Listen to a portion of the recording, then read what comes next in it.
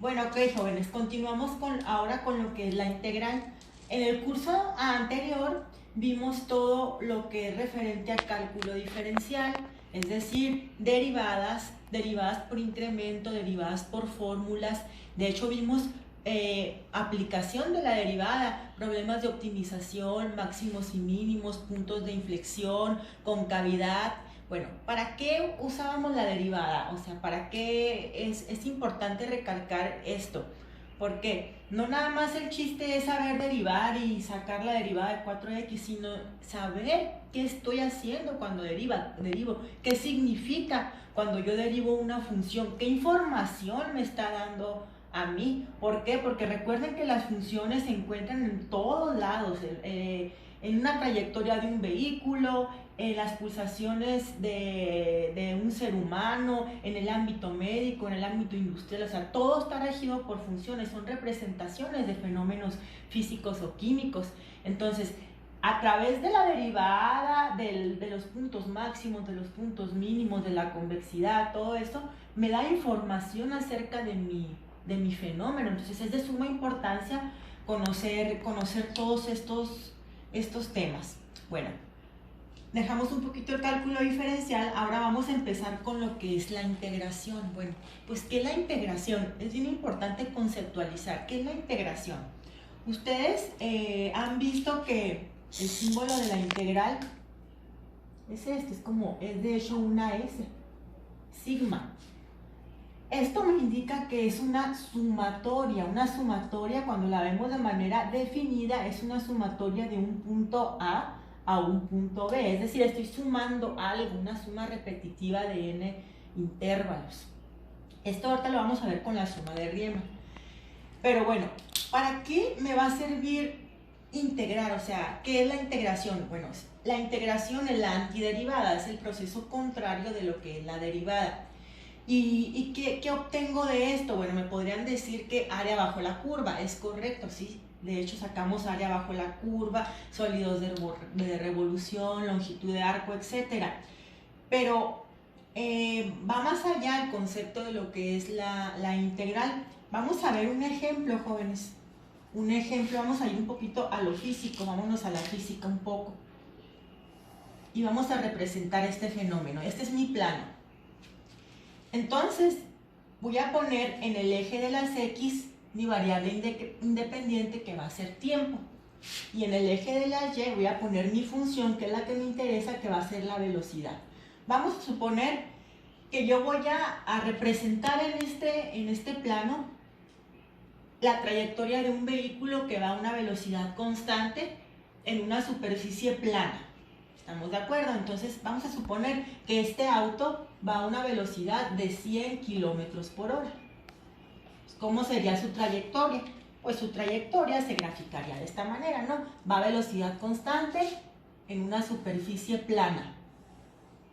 Esa sería su trayectoria, es velocidad constante. Bueno, ¿qué pasaría si preguntamos cuál sería la distancia que recorre en un lapso de 1 hora? Recuerden que este es tiempo. ¿Cuál sería la velocidad la distancia que recorre en 1 hora?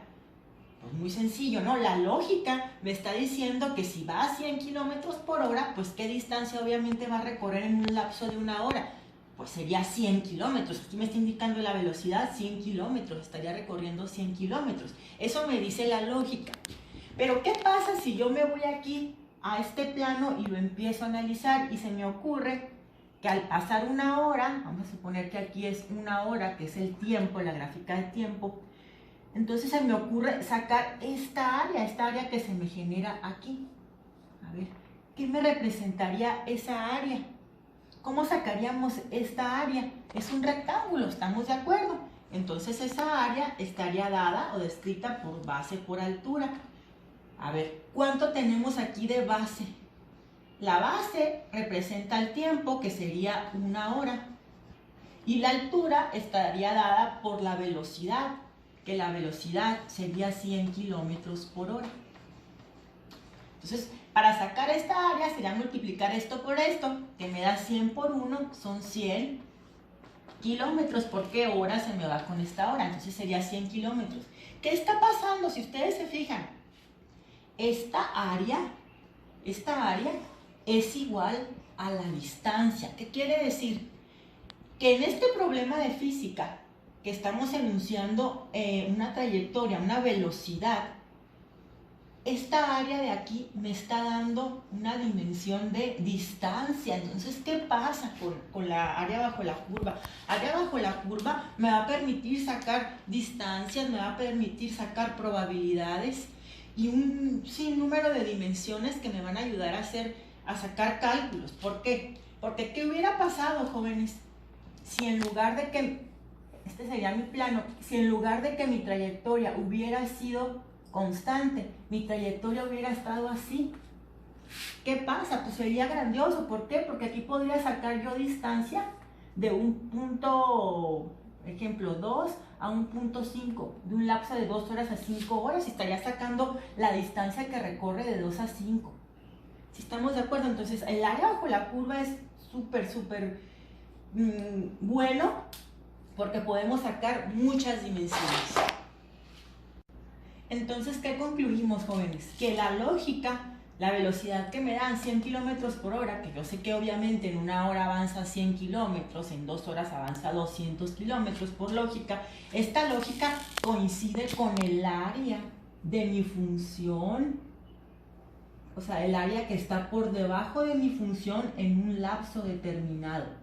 Entonces, les decía, si mi función está por la locura, está así y así, como sea, y podemos obviamente proponer la trayectoria de una manera matemática, pues vamos a ser capaces de sacar la distancia en cualquier tiempo posible. ¿Estamos de acuerdo? Entonces, jóvenes, retomando lo anterior, ¿qué pasaría si tengo yo mi plano? Y ahora supongamos que la trayectoria va así, de esa manera. Es una función f de x. Si ustedes se fijan, ahora esta trayectoria está variando, o sea, es diferente. Eje de las x y eje de las y. Y por ejemplo, me pidieran obtener, vamos a ir un poquito otra vez a matemáticas, me pidieran obtener el área bajo la curva desde un punto A hasta un punto B. Este A y este B puede ser cualquier número, ¿no? Cualquier constante, 4, de 4 a 8, de 5 a 9, etc. Es una constante, la vamos a denotar así. ¿Qué pasa en este caso? Bueno, si se fijan, el área de este pizarrón, pues lo podemos sacar de una manera muy sencilla, porque es una figura regular, ¿no? Entonces nada más diríamos, es una base por una altura, igual de un círculo, de un cuadrado, de un triángulo. Pero ¿qué pasa cuando las áreas están acotadas por funciones que están variando? O sea, ¿qué pasa? ¿Qué es lo que vamos a hacer? ¿Qué es lo que vamos a proponer? Bueno, ¿qué pasaría, jóvenes? Para sacar esa suma de A a B, ¿qué pasaría? Si empezamos a generar rectángulos, o sea, varios rectángulos, uno tras otro, y así me voy hasta terminar hasta en B. Y luego digo, si hago una sumatoria de cada uno de estos rectángulos que están aquí, una sumatoria de rectángulos, pues voy a encontrar el área pedida, que puede ser, ya dijimos, probabilidad, puede ser velocidad, etc. Entonces, ¿qué pasaría? Pues sería una aproximación, ¿no? Porque no sería exacto esto. O sea, entre más grandes estén los rectángulos, la aproximación sería más alejada. Pero ¿qué pasa, jóvenes? Si yo estos rectángulos, debes de hacerlos así de grandes, hago una división bien exagerada, y esos rectángulos tienden ¿a qué? A infinito, o sea, son n rectángulos, o sea, muchos rectángulos. ¿Qué pasa con esa aproximación? Esa aproximación se me vuelve más exacta. Entonces, aquí es donde entra el concepto de la integral. Haría una sumatoria de áreas de rectángulos desde un punto A hasta un punto B. ¿Estamos de acuerdo? Pero para yo poder hacer esa sumatoria, tengo que ver cómo calcularía primero el área de uno de esos rectángulos, de cualquiera de los que yo haya propuesto. Vamos a suponer de este. es el que sea, no importa. Vamos a suponer el área de este. ¿Cómo sacamos el área de un rectángulo? El área de un rectángulo es una figura regular y sabemos que es su base por una altura. Entonces, vamos a ver quién sería la base de este rectángulo, de manera así general, de cualquiera de los rectángulos que hay aquí. Yo agarré este en específico, pero es lo mismo. ¿Cuál sería la base de cualquiera de esos rectángulos? Bueno, pues la base le vamos a llamar un diferencial en X. ¿Por qué? Porque es una parte bien pequeñita del eje de las X. Me lo está dando el eje de las X. Y observen bien, ¿quién sería la altura de cualquiera de los rectángulos que yo genere? O sea, cualquiera. Pues la altura, si se fijan, está variando. ¿Quién les da esa variación? El eje de las Y. ¿Y quién les gobierna ese eje de las Y? Pues esa función que le llamo f de x, que está variando en cualquier punto. Entonces ahora sí, ya puedo construir esta área. Esa área sería igual a la base, que la base dijimos que está dada en un diferencial en x por una altura que me lo da una distancia y que me la va a gobernar mi función f de x. Vean la altura de los rectángulos, cómo van cambiando en función de f de x. Esta sería, jóvenes, el área solamente de uno de mis rectángulos. Aquí, ¿cómo entra entonces el concepto de integración? ¿Cómo entra el concepto de integración?